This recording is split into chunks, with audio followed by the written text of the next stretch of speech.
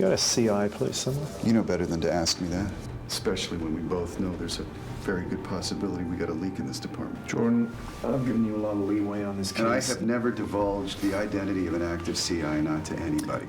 The Global Defense Department, it is just what it says, Global Defense.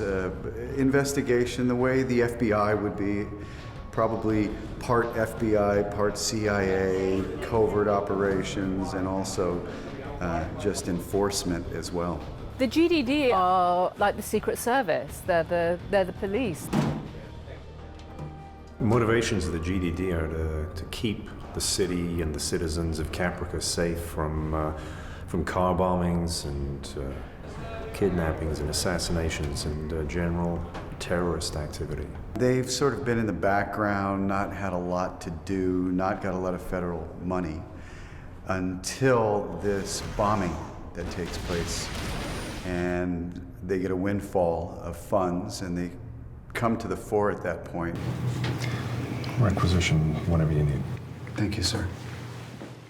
We're the last people to get money, and all of a sudden what was fun is that sort of mixture, because we have these old, these analog phones and analog telephones, and then at some point when the windfall comes in, you see this slow change of this incredibly sophisticated, these computers and software coming in. You want to explain to me what you were doing riding your bike at 10 o'clock at night? Oh, frack. What about the wires and the detonators that we found in your bag? These were model rockets. So, were you incompetent when you misspelled his name, when you let him walk out of here, or when you failed to destroy this tape?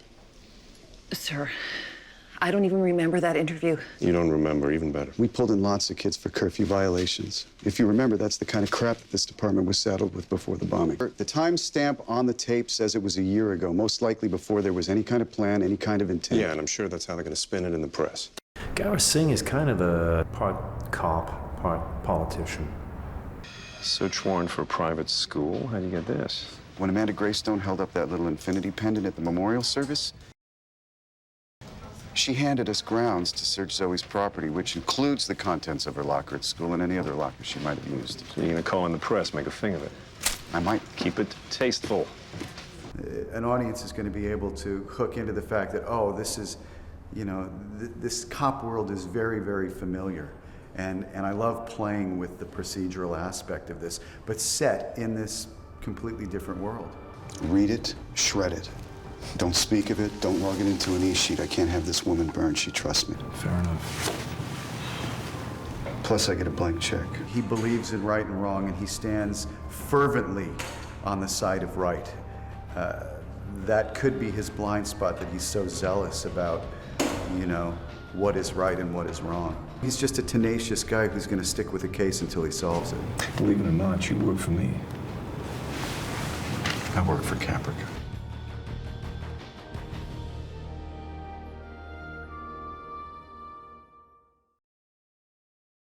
Interesting enough, on this show, we have a lot of different groups of people that we represent, you know. There's many different generations. It's not a kids show, it's not an adult show, I think it's a whole family show.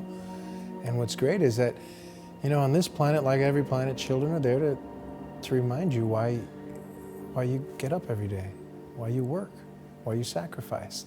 But they're also there to remind you that you're not perfect. Having the kids in the show let us talk about people who are still figuring out who they are, and you can get a lot of conflict and drama out of that. We have kids, parents, grandparents, and then it's all filled within a world that you recognize, kind of, but not quite. And then all around the fringes are these technological advancements that are beyond what we have today. I used to draw those. Did you? Yeah. Maybe I saw it. It's stuck in my head somewhere. Anyone out there who has kids knows that, you know, there's this point where your kids are growing up and you're all excited about showing them how to work a computer and how to use the remote control, how to use the telephone. And you look up one day and realize they're way ahead of you. They didn't need you to tell them how to do it. They know how to do more than you know how to do.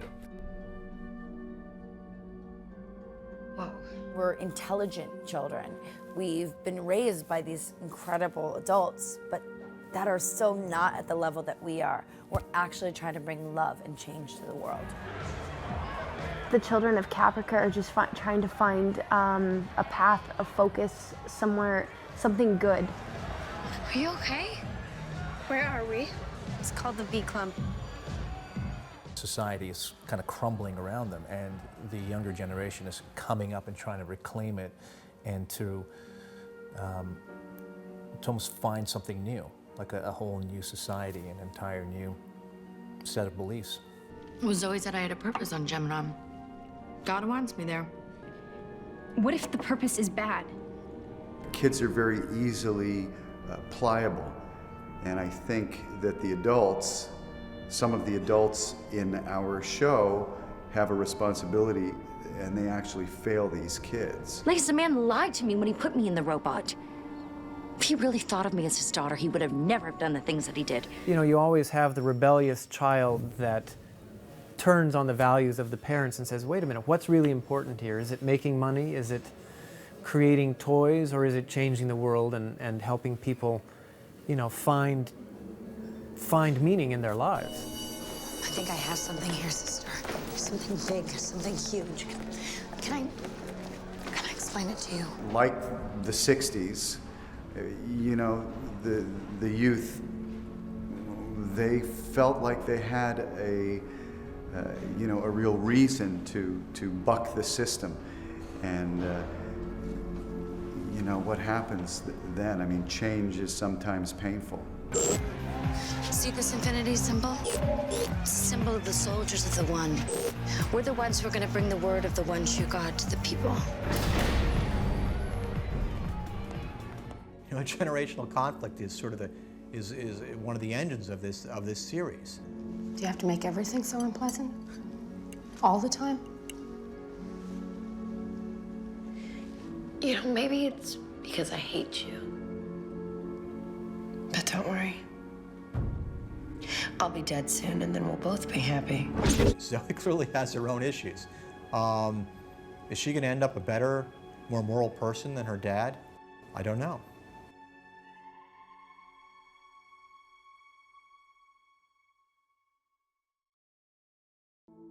When we were breaking the original story for Battlestar Galactica, it was shortly after 9/11 of '01, and so there was a great deal of discussion about how this sort of religious strife had led to these horrible acts of violence, and that greatly informed the agenda of the antagonists of the Cylons in Battlestar. And so in carrying that over into Caprica, the times had changed.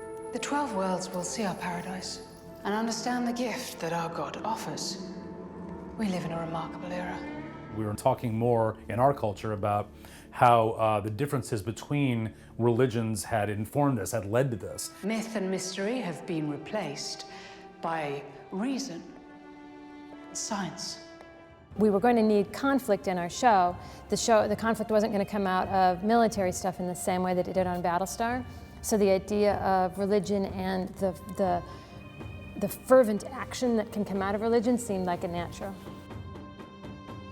The dominant religion of Caprica is polytheistic. They worship many gods. And the fledgling rebellion that is growing, sort of like a terror cell on Caprica, is a monotheistic cult.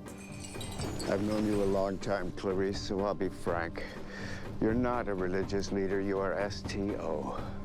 Technically a terrorist. We wanted to make a lot of effort to make really clear what the STO is, what its goals are, and how it fits into the larger monotheist church. Because we were finding that we were even getting confused in the room, that we were using the word monotheist and STO interchangeably, and they're not. She's got the conclave pretty worked up, Mother. If she should get the STO rank and file on her side, things can get very ugly. The monotheist church is much larger and much more established and respectable. It's got some history behind it now. What is it you require to complete your little science project? I need authority to assert total control over all STO cells on Caprica. The STO is its militarized faction. They're a terrorist organization attached to the church.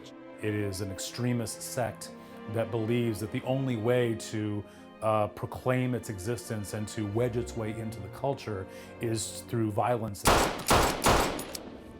Bless this circle and the ritual we are about to perform. We are your soldiers.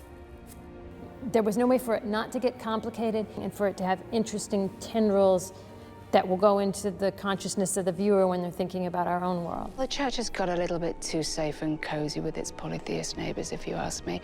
I think it's disgusting. We don't make the rules, Clarice, they do. Well, that could change, of course. There is a real fundamentalist base out there that are willing to resort to terrorism and destroying an establishment in order to get what they want. And they do it in the name of their God. These people will stop at nothing to convince us that their one God is the true God. So the idea of an advanced culture where polytheism has persisted and monotheism is in fact a minority kind of belief is just kind of interesting. Makes you question your own reality a little bit, which is, I think, always something that science fiction attempts to do. Hi, I'm David Icke. Welcome to season 1.5 of Caprica. Okay, guys, welcome. David or Ron, Hello. any opening blessings? In a lot of ways, Caprica was faced with a great challenge. We knew where we had to end up, and we just had to explore how to get there. And that creates a unique set of hurdles to clear when you're in the writer's room or when you're trying to figure out where you're going to go season to season. I want to make sure everyone said hello to Jane, who's been around for a long time. In a different role now as head writer, and My contributions was sort of to really invest in the world building, to have the work done that became the little Caprica booklet, talking about, like, here's what Leonis looks like, here's what they make on Virgo. We want to make sure that there's no visible racial distinction between anyone on any colony. The distinction is entirely cultural. I'd like to see some pale Taurons, Indian Tauron, but yeah, not saying all Latino. you could exactly, you could have an Asian Tauron, and we should do that if we want to make that point. Yeah, sort of all this stuff that we needed to flesh out the world so that characters could speak about their world the way we speak about our world. And do the tattoos go on the men and the women? Why not? Sure. Yeah. But I think some could be much more symbolic. You know, if you've got the square with the circle inside, that means Halatha. I don't want to assign like a symbol to Halatha because then I feel like they're just advertising themselves. Right. Like Joseph's family, like his wife and Shannon didn't have any tattoos. Yeah, they didn't have. You know, but Ruth, like I said, let's give Ruth a tattoo someplace that we don't. It doesn't have to be up here, but you know, she has something on the inside of her arm or something. You know, we were given, you know, this pilot, and so this is the starting point. And of course, we had tons of discussions about where this show might go. That's our robot, for those of you who are wondering how we're going to do the special effects on Spot. Joyce. There's only one, don't mess it up. Yes. We also had a real stand-in physical robot made, which we had never had for the Centurions on Battlestar. Being able to have a real physical robot there, boy, that helped a lot and saved us a lot of expense and allowed us then to see the character more. Are they building something, some sort of stand or something for it, so it'll stand there? It will stand up on its feet as well, but it has to be carefully balanced. If you bang into it, someone bumps it. But the feet are pretty big, so it shouldn't be as bad as it could be. It should be able to stand on its own, but yeah, you can't have anybody bump into it. David Icke came up with a clever idea where we would simply intermix the two. In other words, we'd cut and we'd see the robot, and we cut away to whoever the robot was talking to, and they'd cut back and it would be Alessandro. We got into the mode where when we're seeing her, like for example, when she sits on the bed with Lacey, instead of her flopping like a teenager, she's going to sit more like as if she was a Relatively robot. erect, so we're cuts not, the robot. we weren't going to try and make her 500 pounds. So is there anything we can give her to just give her a sense, not that she needs to even do it on camera, but something for her maybe to practice with, to show her what the reach of her hand truly is, and it gets a sense of how tall she kind of is, you know, when in the robot presence. I think it's mostly for her performance to get a sense of what her body is. It seemed to work well. It took a great deal of time, however, to get directors to understand the very basic rule I wanted to set up, which was you always have to establish the U-87 first in the scene.